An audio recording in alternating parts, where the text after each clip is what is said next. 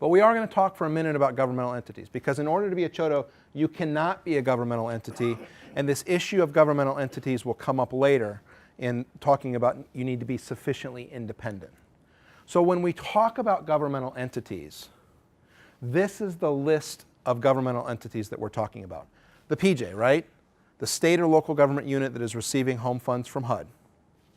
We're also talking about other jurisdictions. So it could be a city that is not a participating jurisdiction, right? Other units of general local government.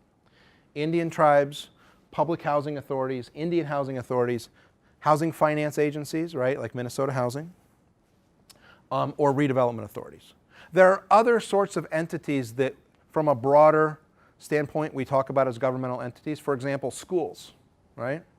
In most states, and I assume this is true in Minnesota, in most states, the schools are independent entities, right? You go vote for the school board. The school board is a separate legal jurisdiction from the unit of local government.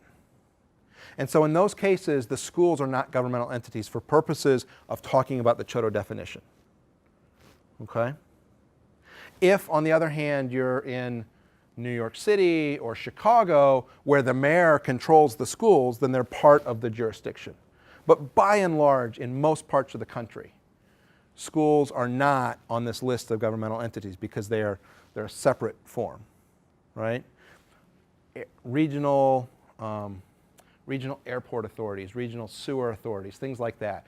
We're not really worried about talking about those as governmental entities when we talk about the CHDO not being a governmental entity, and later when we talk in particular about limits on board membership of folks that are from governmental entities.